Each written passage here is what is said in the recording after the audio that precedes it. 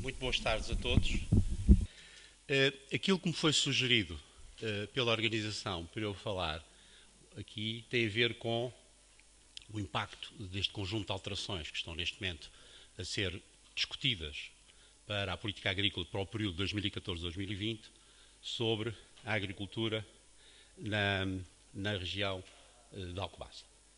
Eu queria começar por dizer que aquilo que eu vou aqui apresentar apresenta algumas limitações, fundamentalmente três. Há um conjunto grande de alterações que se vão verificar na nova política agrícola comum e que vão com certeza ter impactos sobre a agricultura europeia em geral, portuguesa em particular e desta região em particular também, mas que são muito difíceis de medir.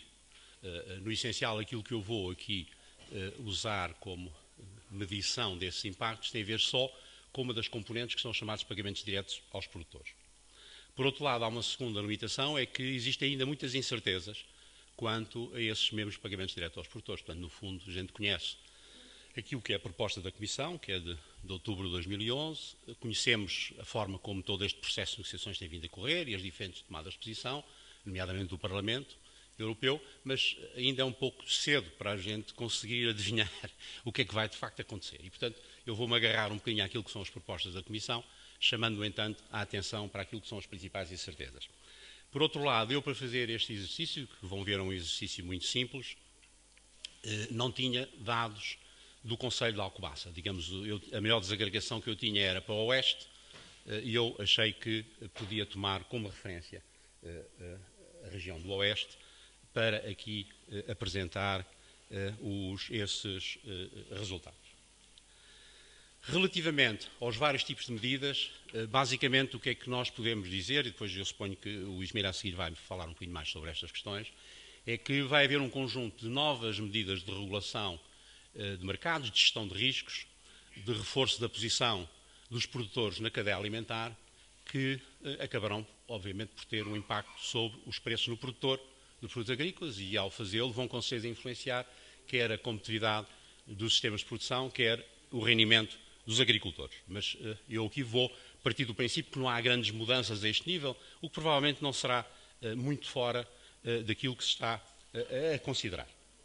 De facto, aquilo que vai mudar de uma forma mais substancial é o sistema de pagamentos diretos aos produtores, e eu vou a seguir muito rapidamente chamar a atenção do que é que eles constam e de como é que poderão vir a influenciar a agricultura nesta zona. E, finalmente, há tudo aquilo que tem a ver com o chamado segundo pilar, portanto, com as políticas de desenvolvimento rural, que, nomeadamente no que diz respeito aos apoios ao investimento e no que diz respeito às medidas agroambientais e as medidas que eu chamo aqui agroclimáticas, ou seja, aquelas que têm a ver com as questões relacionadas com as alterações climáticas, que vão também influenciar quer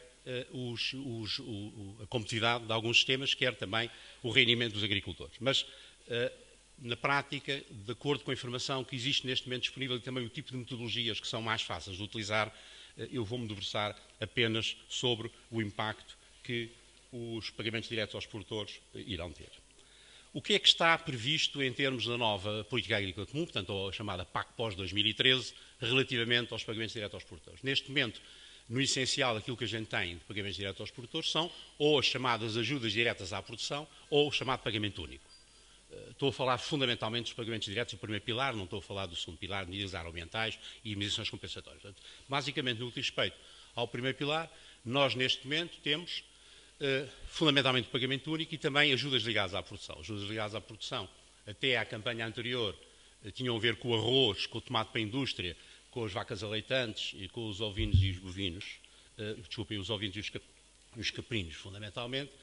Desde esta nova campanha tem a ver sobretudo com a parte pecuária, tem a ver sobretudo com o prémio às vacas aleitantes e com os ovinos e caprinos. Ora bem, esses dois tipos de pagamentos diretos vão ser substituídos por um sistema de pagamentos diretos aos produtores um pouco mais complexo, que no essencial tem aquelas diferentes componentes. Por um lado, um pagamento base de apoio ao rendimento, que vai ser de aplicação obrigatória.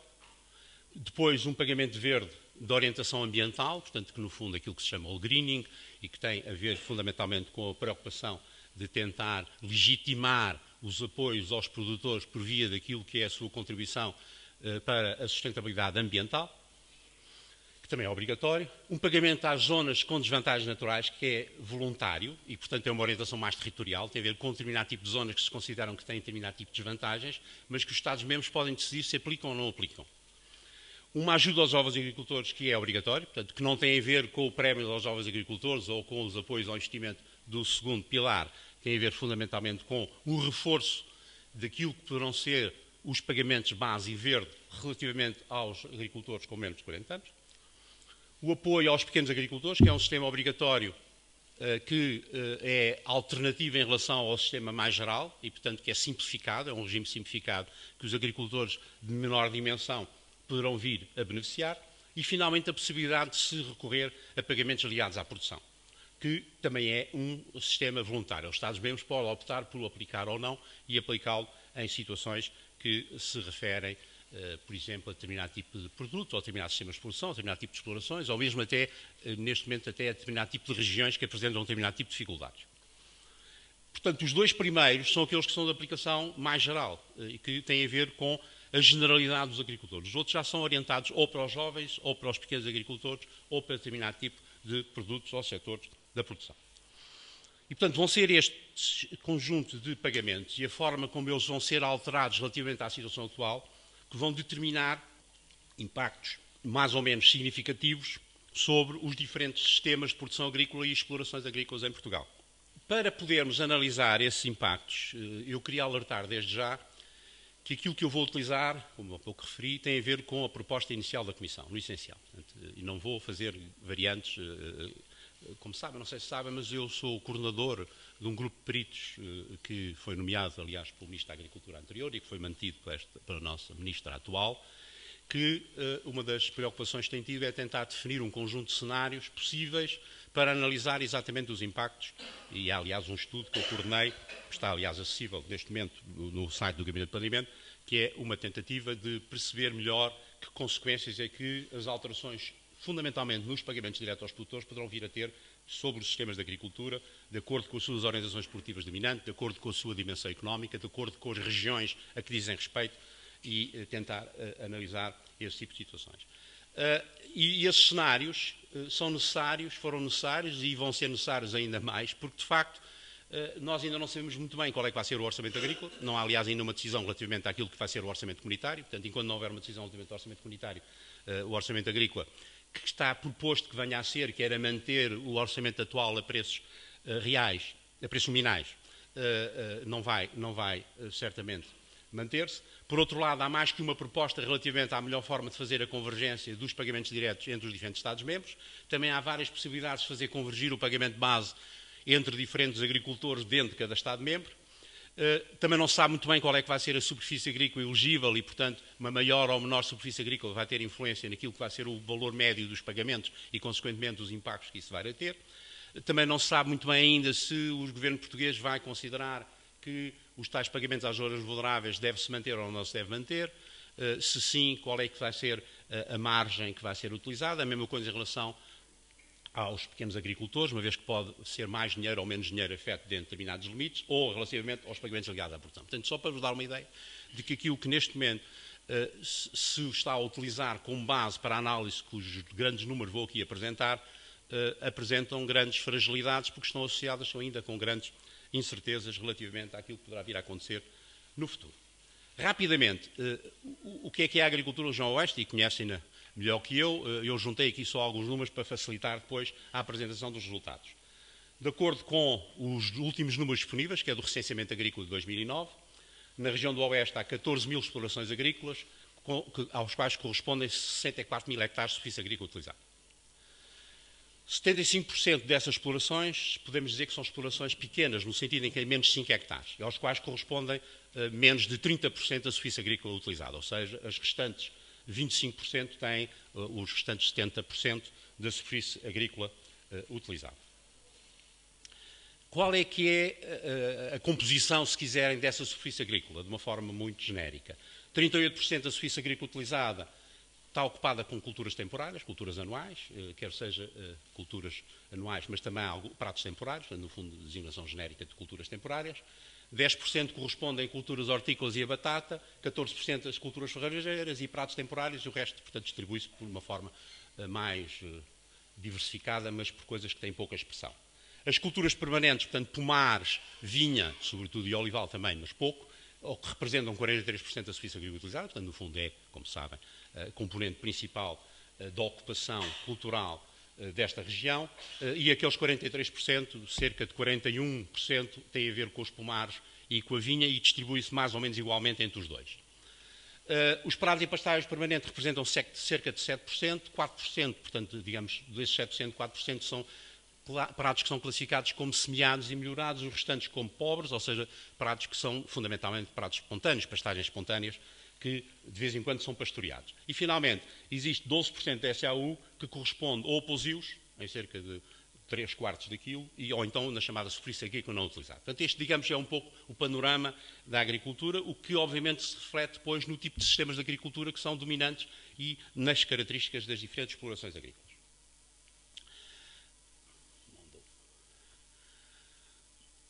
Um dos aspectos que vale a pena aqui sublinhar quando nós analisamos a questão do impacto é comparar aquilo que são as explorações e as áreas que existem no Oeste e aquilo que são as explorações e áreas que neste momento são elegíveis do ponto de vista dos pagamentos diretos.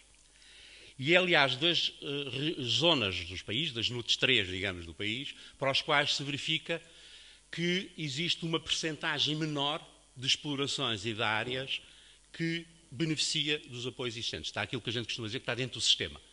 Sendo esse sistema, o facto de beneficiar, quer seja de ajudas ligadas, quer seja de pagamento único, quer seja de medidas agroambientais. Portanto, de acordo com a informação que nós dispomos por via do IFAP, e é relativamente a 2009, o que acontece é que apenas 17% do número das explorações e 41% beneficiam dos pagamentos atualmente em vigor.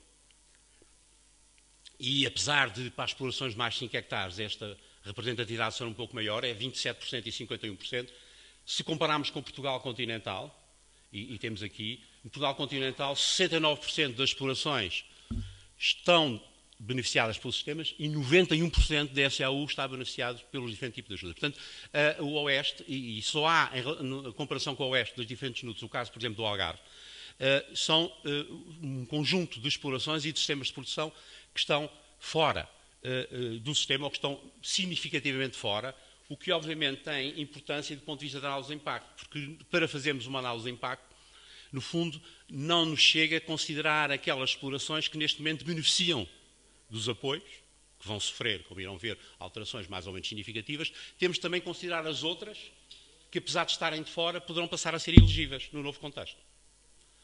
Porque as outras explorações, como vos vou mostrar, são sobretudo ou pequenas explorações e poderão vir a beneficiar dos apoios aos pequenos agricultores, ou explorações cujo sistema de produção é fundamentalmente hortícolas e culturas permanentes, que também poderão vir a ser elegíveis, mesmo que, à partida, não estejam dentro do sistema. E, portanto, numa situação extrema, nós podemos considerar que temos dois tipos de situações, que é um grupo que, neste momento, não beneficia e um outro que beneficia, e podemos, do ponto de vista do impacto, considerar, vamos admitir que não há entradas de novos ou que todos os que existem poderão vir a beneficiar. Só para rapidamente caracterizar cada um destes grupos, e particularmente o primeiro grupo, no fundo, com base nas chamadas orientações produtivas dominantes, os cereais e outras culturas avensequeiras representam 11% do número e 6% da SAU. A horticultura extensiva e intensiva, 3% do número da SAU, portanto é muito menos significativo. Não quer dizer que não haja mais horticultura e fruticultura, só que estão inseridas em explorações que têm outro tipo de orientação predominante. 27% e 35% são culturas permanentes. A pecuária intensiva, bovinos de leite e carne, representa 15% e 7%, e a pecuária extensiva, 30% do número e 26% da SAU, quer em termos de bovinos de carne, quer ovinos de caprinos, e depois a policriação também tem alguma representatividade. No segundo grupo, aquilo que nós temos são, desculpa, não, vou voltar atrás porque não disse, no primeiro grupo nós temos são 2.412 explorações que ocupam 26 mil hectares, um bocadinho mais de 26 mil hectares.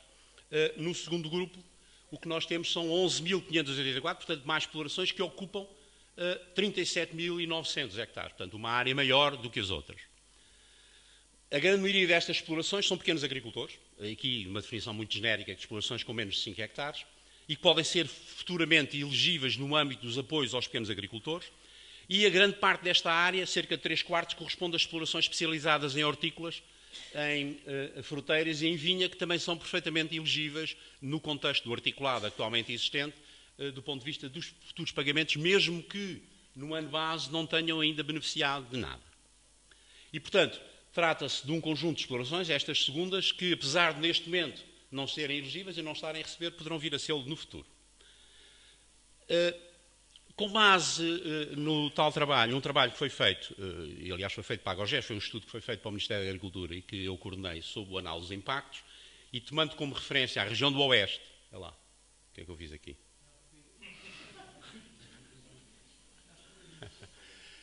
E considerando, portanto, um cenário base, que é o cenário que corresponde, cura aquilo que a Comissão propõe como hipótese básica, que não vai ser com certeza só assim, mas, portanto, é uma boa base de conversa e de discussão. Eu tentei aqui ver impactos sobre a agricultura da região do Oeste, sobre os pagamentos diretos aos produtores que a agricultura da região do Oeste irá beneficiar no futuro, em duas situações extremas. Uma situação é, todos aqueles que beneficiam neste momento vão ser os únicos que beneficiarão no futuro. O outro é, todas as explorações da região do Oeste poderão vir a beneficiar, que esta beneficia neste momento ou não. Ou seja, todos aqueles que existem poderão vir a ser elegíveis relativamente ao futuro e, portanto, são estas duas situações que eu acabei aqui por considerar.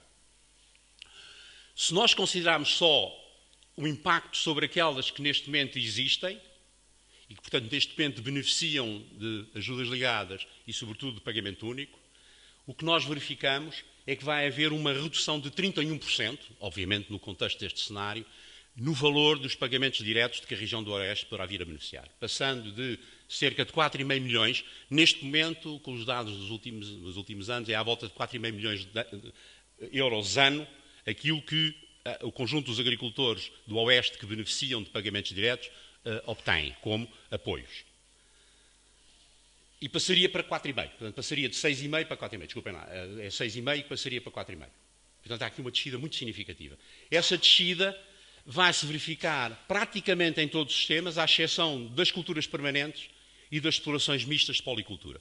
Todos os outros tipos de sistemas, orientação de culturas arvenses de sequeiro, ou de regadio, ou especializadas em horticultura, ou especializadas em pecuária intensiva, ou explorações em pecuária extensiva também, com uma exceção para o caso dos bovinos extensivos, vão sofrer um impacto negativo até 2019, que no fundo é a análise que se faz, 2020, em relação à situação de partida, que resulta fundamentalmente do facto daquilo que neste momento é o pagamento de beneficiam por hectare vir a reduzir-se quando fizermos uma harmonização relativamente ao resto do país, em relação aos outros agricultores. E, portanto, os únicos que são aqui claramente beneficiados, e são o caso das explorações com culturas permanentes, que sofrem, Porquê? Porque têm, neste momento, uma ajuda por hectare muito baixa. E, portanto, ela vai subir. E, portanto, é muito espetacular em termos percentuais, o que não quer dizer que signifique muito em termos de crescimento em valor absoluto. E isso vê-se que os impactos são impactos muito diferentes quando nós pensamos em termos de rendimento, que nos interessa mais do que só em termos de pagamentos diretos, se nós levarmos em consideração que todos estes diferentes tipos de sistemas têm pesos diferentes de pagamentos diretos no respectivo valor acrescentado líquido. Há uns que têm um peso muito grande de pagamentos diretos de valor acrescentado líquido, ou seja, que são muito dependentes deles, mas há outros que têm um peso relativamente pequeno, como é, por exemplo, o caso das culturas permanentes. E se nós fizermos a análise mais na perspectiva do impacto sobre os rendimentos, vamos ver que tudo isto é muito mais atenuado. As explorações de sequeiro tinham uma quebra de 7%, a horticultura de 28%, em vez de ser aquela quebra enorme de 80%. As explorações de pecuária intensiva continuam a ter uma penalização significativa, mesmo em termos de rendimentos, porque o peso dos pagamentos diretos é muito grande no conjunto do seu valor acrescentado. As explorações de bovinos de carne extensiva até beneficiariam no conjunto. As explorações de especialidade em cultura permanente só crescem 5% quando o respectivo pagamento direto cresceriam cerca de 4 vezes, não é? 330 e tal %, se respectivo 4,3 vezes. Porquê? Porque esse valor é um valor muito pequeno e neste momento tem muito pouco significado nos resultados líquidos das respectivas explorações. O que é que se passa, estou quase no fim, se nós agora considerarmos todas as explorações? Quer elas neste momento beneficiem, quer não beneficiem, mas possam passar a ser elegíveis, considerando que elas passam a ser elegíveis. Em vez dos 6,5 milhões de euros por ano, que é a situação atual, passariam a haver, ao nível da região do Oeste, um benefício em termos de pagamentos diretos de 12,9 milhões. Praticamente duplica o seu valor. Porquê? porque apesar daqueles que estão, neste momento, virem a ser penalizados, os outros, ao entrarem, mesmo que o apoio não seja muito significativo em termos médios, passam de 0 para qualquer coisa, não é? Em termos de apoio. E, portanto, a questão que se põe neste género de zonas, do ponto de vista do impacto que pode vir a ter sobre a respectiva região, é muito da capacidade dessa região mobilizar, digamos, os seus agricultores no sentido de eles se tornarem elegíveis relativamente aos diferentes tipos de apoios que poderão vir a beneficiar, sendo pequenos agricultores, fundamentalmente através dos apoios aos pequenos agricultores, para os outros agricultores, fundamentalmente através dos pagamentos base e do pagamento verde. E, portanto, aquilo que, apesar da gente não saber desagregar estas diferenças, aquilo que a gente pode dizer é que, de facto, sendo a partir de uma região que poderá vir a ser razoavelmente penalizada, se tomarmos em consideração apenas aquilo que são os agricultores dessa mesma região, se houver uma adesão maior por parte dos agricultores dessa região ao conjunto dos pagamentos a que têm direito, nessa perspectiva poderão vir a beneficiar e haver, do ponto de vista do rendimento da região, um ganho substancial, que no fundo duplica aquilo que poderia vir a ser o seu benefício relativamente ao futuro.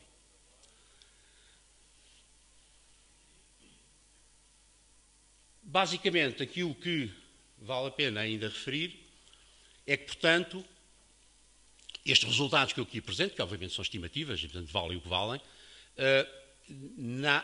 face àquilo que parecem ser as tendências que se verificam, são no sentido de, provavelmente, os agricultores que neste momento existem, de acordo com o tipo de sistemas e de acordo com os benefícios que têm, do ponto de vista de pagamentos diretos, se calhar vão perder menos do que aquilo que a proposta direta da Comissão nos dá, porque vai haver, com certeza, quase certeza, mecanismos que vai atenuar ou compensar em certa medida estas descidas. Mas isto é uma manta, quando a gente puxa de um lado, destapa do outro. Isto também vai significar que aqueles que entram de novo também vão receber menos. E depois, muito provavelmente, o saldo global, mesmo para situações diferenciadas, se a gente admitir que todos poderão vir a ter acesso no futuro, não vai ser um saldo muito diferente daquilo que eu vos digo. Ou seja, podemos dizer que pode haver um ganho significativo na região com consequência dos pagamentos diretos. E era basicamente isto que eu vos queria dizer. Muito obrigado.